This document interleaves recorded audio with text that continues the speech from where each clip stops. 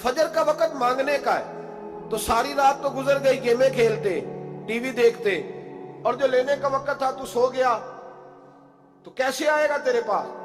तो उठे सवेरे, बंदों से मांग के देख लिया, बड़ी इज्जतें खराब हुई। फजर का वक्त उठ के झोली फैलाए।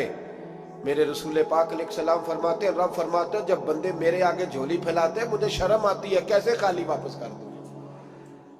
तो उसके सामने झोली फैलाएं सवेरे उठ के, रिस्क में बरकत होगी। और फिर एक और बात, पांचवी बात, रिस्क में तंगी उस वक्त होती है जब हम माल गलत जगह पे खर्च करते हैं। अल्लाह माल देता है अपने फजल से, और जब हम उसे जाया करें, मिसाल देता हूं, मेरे पास एक शख्स ने आके कहा, हजरत जी बच्ची की शादी है, या मेरा घर में कोई बीमार है, या बड़ी आजमाइश है, 10,000 की जरूरत है, मैंने थमा दिया उसको। फिर मुझे बाद में पता चला कि ओहो, वो तो अय्याशी कर रहा है पैसों से, वो तो चला गया कहीं घूमने और फलां होटल में, महंगे होटल में बैठ के खाना खा लिया, तो मेरे दिल पे क्या गुजरेगी उस शख्स के बारे में। बिला मिसाल और बिला तशबीह समझाने के लिए अल्लाह ने माल दिया फजल से, और अगर अय्याशियों में लगा दिया। सूफिया फरमाते हैं कि अगर एक धेला तू हराम जगह पे खर्च करे ना, एक धेला, तो 1,00,000 दिनार की बरकत तेरे घर से उठ जाती है। एक धेला हराम जगह पे। ये जो गवैयों पे पैसे फेंकते हो हलाल है? चले बैंड बाजा तो शादी पे आपने अपनी मर्जी से बंद करना है या बजाना है, लेकिन गवैयों पे जो पैसे फेंकते हो जायज है? बोले तो वो फिर कहते, रोते हैं बाद में लोग कि पता नहीं क्या हुआ, शादी के बाद पीछे पीछे आए। तो मैंने कहा शादी के बाद इसलिए पीछे पीछे हाथ हो गया कि शराबें बड़ी पी गई शादी पे, तबाही बड़ी उतरी, तो फिर अल्लाह की रहमत नाराज हो गई। और इस पर मैं कुरान मजीद की आयत पढ़ता हूं, रब फरमाता है, वमन आरादा अन ज़िक्री फइन्ना लहू मईशतन दनका, बड़ी सख्त आयत। वमन आरादा अन ज़िक्री, फरमाया जब तू मेरे तज़किरे से, मेरे जिक्र से मुंह फेर लेता है, फइन्ना लहू मईशतन दनका, तो मैं तेरी मईशत को, तेरे रिस्क को तंग कर देता हूं, तो तेरी जिंदगानी तंग होती। और जिसकी जिंदगी अल्लाह तंग करे उसकी कोई खोल सकता है? कहते हैं बड़ी जगहों पे गया हूं, बड़ी फूके मरवाई, बड़े दम कराए, हालात सही नहीं होते, तो मस्जिद आके तौबा कर। वो कह रहा फइन्ना लहू मईशतन दनका, ऐलान है कुरान पाक का कि जब तू मेरे जिक्र से मुंह फेरेगा, रोटी मेरी खाए और पैसे लेके अय्याशी करे, मस्जिद आई ना।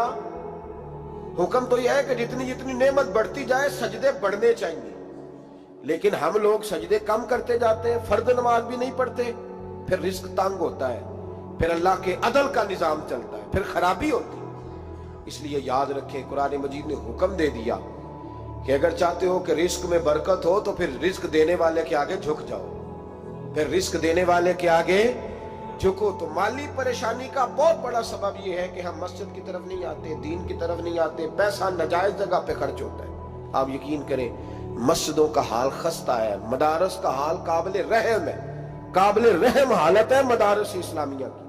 और लोग पैसा कहाँ खर्च करते हैं? मैं तो ये रोना रोता रहता हूँ, हर जगह रोता हूँ।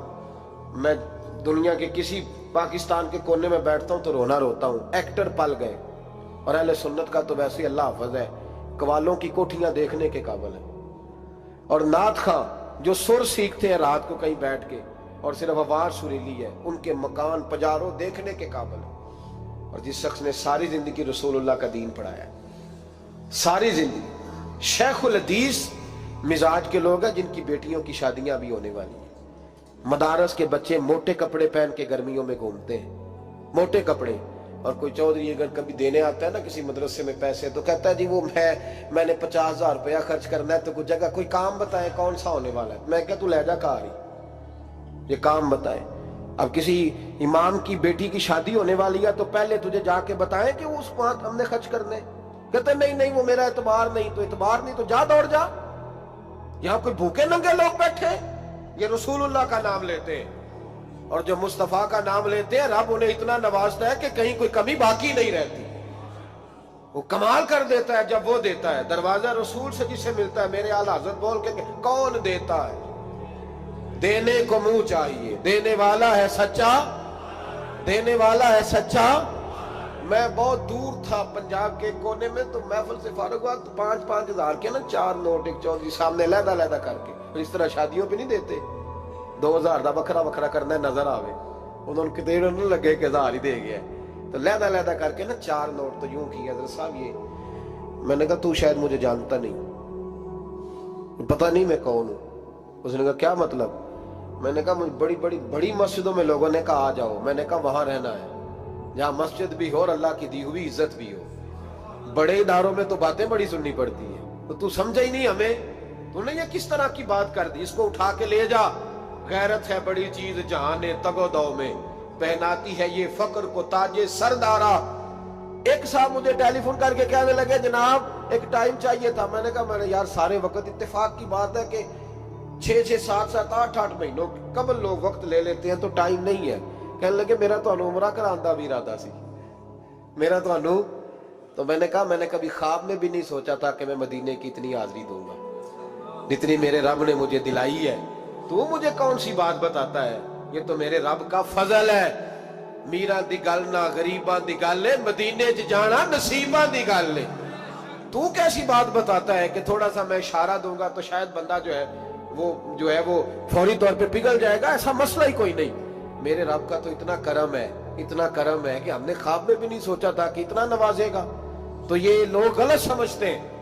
मैं अपने मदरसे के तालिब इल्मों को कहता हूँ जिंदगी में सबसे अच्छा खाना अल्लाह तुम्हें देगा और सबसे ज्यादा अच्छा कपड़ा अल्लाह तुम्हें देगा, सबसे अच्छी गाड़ी अल्लाह तुम्हें देगा। बस एक शर्त है, सारी जिंदगी मोहम्मद अरबी के वफादार रहना, रसूलुल्लाह के निजाम से हुजूर के तरीके से कभी गद्दारी कभी ना करना। बड़ा नवाजेगा और इतना नवाजेगा तुमने कभी सोचा भी नहीं होगा। तो याद रखें अल्लाह रिस्क में बरकत देता है, लेकिन उस वक्त जब हम अपनी जिंदगी हकीर करते हैं ना, अब जहां आने लगा हूं वहां आपको लाना चाह रहा हूं। हम पता क्या करते हैं? हाथ फैलाते हैं। बड़े बड़े रईस आजम होके लोग हाथ फैलाते हैं। अगर आप नाराज ना हो तो MNA ने भी इन्वेस्टर रखे होते हैं, MPA का भी इन्वेस्ट, वो भी फोन करता है कि इतनी फ्लैक्स तेरे जिम्मे, इतने तेरे जिम्मे। ये मत समझे कि मांगने वाला छोटा तबका है। यहाँ बड़े बड़े लोग हैं। यहाँ तो पुलिस अफसर भी दुकान पे आ जाए तो दुकानदार परेशान होता है कि ये मुफ्त हो रहा है, ये पैसे नहीं देगा। तो यहाँ मांगने के स्टाइल बड़े बड़े निराले, बड़े बड़े अनोखे। नाराज ना होइएगा, सबकी बात नहीं कर रहा, लेकिन इल्ला माशाअल्लाह अक्सर की बात कर रहा हूं। अब मेरे नबी पाक सल्लल्लाहु अलैहि वसल्लम ने दर्श दिया, फरमाया जिंदगी में हाथ ना फैलाना कभी भी, जिंदगी में कभी भी हाथ। माली परेशानी का हल बताया। मेरे हबीब फरमाने लगे यूं ना करना वरना फिर दोबारा सारी जिंदगी इस तरह नहीं हो सकेगा। फरमाया अपनी गुर्बतें छुपा के रख, अगर अल्लाह कभी आजमाइश डाले तो अल्लाह के साथ बात कर, उसके नेक बंदों के साथ बात कर, कभी भी यूं ना करना वरना सारी जिंदगी फिर तू मांगता ही रहेगा। तो या रसूलुल्लाह क्या करें? फरमाया तू देने का इरादा कर, अल्लाह भी तुझे माला माल फरमा देगा। तो जिसने हाथ फैलाया हुआ है ना, इस नाथ खान ने भी, मौलवी ने भी, MNA ने भी, MPA ने भी, और वजीर ने भी, और मुशीर ने भी, और क्या बताएं कहां तक। हमारा तो वजीर आजम किसी मुल्क चला जाए तो अगला मुल्क परेशान हो जाता है कि शायद कुछ लेने आया है। जिनको आज यौम पाकिस्तान है, पाकिस्तान मांगने के लिए नहीं बना था, ये देने के लिए बना था। ये तो देने के लिए बना था। ये तो वो सल्तनत बनाई गई थी जो दरवेशों ने कायम कर दी और इस मुल्क को भिखारी बना दिया है। लेकिन हम फिर भी मायूस नहीं, ये मिट्टी बड़ी हसीन है। इंशाअल्लाह ताला यहां से ऐसे फूल खिलेंगे कि सारी दुनिया को खुशबू जाएगी। इस धरती से इंशाअल्लाह ताला ऐसे दरख्त उगेंगे कि सारा जमाना साए में बैठेगा। मैं दूर नहीं निकलना चाहता। तो एक रिस्क की तंगी का मामला यह है कि हम मांगते हैं। कुछ लोग इसलिए भी किसी से सवाल कर लेते हैं कि कोई कहे ना अमीर बड़ा है। सवाल शादी का मौका आता है तो 2-4 दोस्तों को फोन कर लेते हैं, फिर रिश्तेदारों को बताते फिरते हैं कि मैंने तो कर्जा पकड़ के निकाह किया, कर्जा पकड़ के रजिस्ट्री कराई है, ताकि लोग। तो जब तू एक दफा मांग लेता फिर सारी जिंदगी तेरी माली मुश्किलात हल नहीं होती। एक वजह यह है। अब आइए इन परेशानियों के कुछ रूहानी इलाज हैं। 2-1 बातें अर्ज करूं। सूरह तलाक 2-3 नंबर आयत की घर जाके तिलावत करें। रब करीम ने फरमाया वमन यत्तकिल्लाह यजअल लहु मखरजा, फरमाया जब तू अल्लाह से डरेगा तो अल्लाह हर मुश्किल से निकलने का तुझे रास्ता अता फरमा देगा। और क्या खूबसूरत अंदाज है कुरान मजीद का, और हमने इसका लाखों बार तजर्बा किया, 20 और सैकड़ों बार ये चीज जाती तौर पर प्रैक्टिकल से गुजरी। अल्लाह ने फरमाया हर मुश्किल से निकलने का रास्ता भी देगा, वयरज़ुक़हु मिन हैसु ला यहतसिब, اور اللہ تجھے وہاں سے رزق دے گا کہ تُونے کبھی سوچا بھی نہیں ہوگا. وَيَرْزُقْهُ مِنْ حَيْثُ لَا يَحْتَسِبُ سے دے گا کہ تُونے کبھی سوچا بھی. ایک صحابی تھے حضرت عوف بن مالک رضی اللہ تعالیٰ، کہتے میرا بچہ کافروں نے قید کر لیا، گھر میں غربت پہلے بڑی زیادہ تھی، میں دروازہ رسول پہ آیا، حضور اب کیا کروں؟ تو کہتے ہیں نبی پاک نے فرمایا بھروسہ اللہ کی ذات پہ کر، توکل اللہ کی ذات پہ کر، اور گھر جا کے تسبیح لے کے میاں بیوی بیٹھ جاؤ اور پڑھو لا حول ولا قوت الا باللہ العلی العظیم، جاؤ پڑھو جا کے. کہتے میں گھر بیٹھا ابھی چند تسبیحاں پڑھی تھی کہ دروازے پہ دستک ہوئی، دروازہ کھولا تو میرا بیٹا دروازے پہ کھڑا تھا، پلٹ کے دیکھا تو 400 بکریاں بھی لایا تھا. اور میں نے کہا بیٹا یہ کیسے آ گئی؟ کہنے لگے ابا جی مجھے ایک حویلی میں کافروں نے قید کیا ہوا تھا، میں بڑا پریشان تھا، لیکن ابھی تھوڑا دیر پہلے پتہ نہیں کیا ہوا ہے، میں نے یوں ہاتھ ہلایا تو رسیاں کھل گئی، باہر نکلا ہوں تو 2-3 بندوں پہ نیند کا ایسا غلبہ تھا کہ بے ہوش ہو کے گرے ہوئے تھے.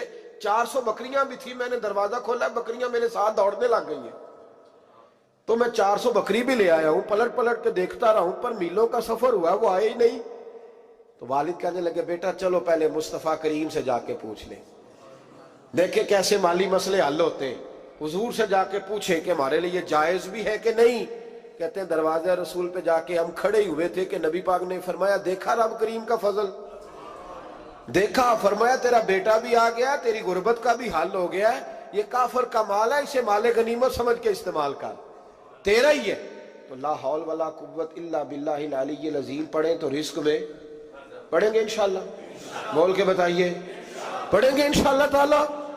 لیکن سنی قوم تویز پہ لگ گئی ہے، کہتے ہیں وظیفہ پڑھنا پڑتا ہے، آپ لکھ کے دیں گلے میں ڈالنے کے لیے تاکہ وہ ڈالتا جاؤں اور میرے اوپر پیسوں کی بارش ہوتی جائے. وظیفہ پڑھیں، وظیفہ پڑھیں. سنیں ایک اور وظیفہ سنیں، امام قرطبی نے تفسیر قرطبی میں لکھا رزق کی برکت کا وظیفہ.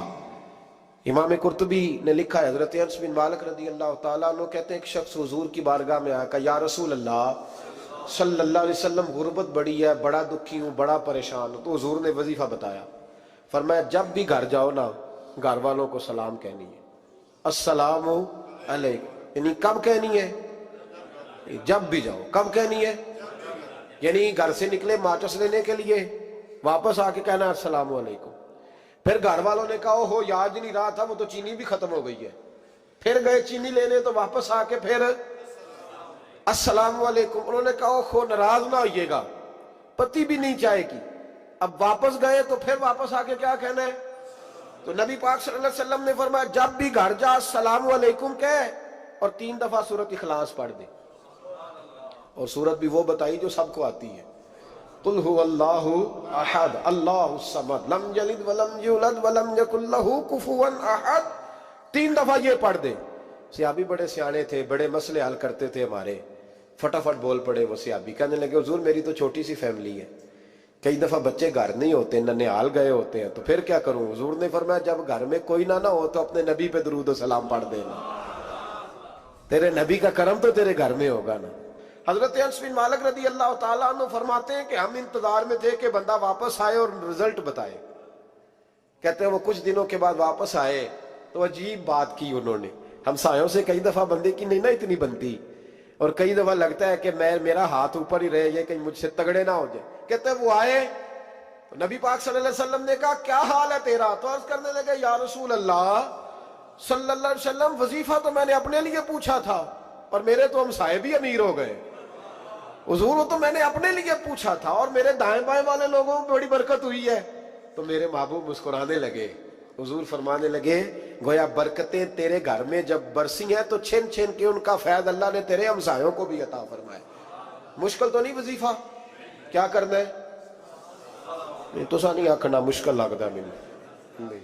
تسی کر دینا سلام لو، تسی کہنا بندے اسی ہیں تے سلام اسی لویے، تسی لو جاؤ کے دوبارہ. گھر جا کے کیا کرنا ہے؟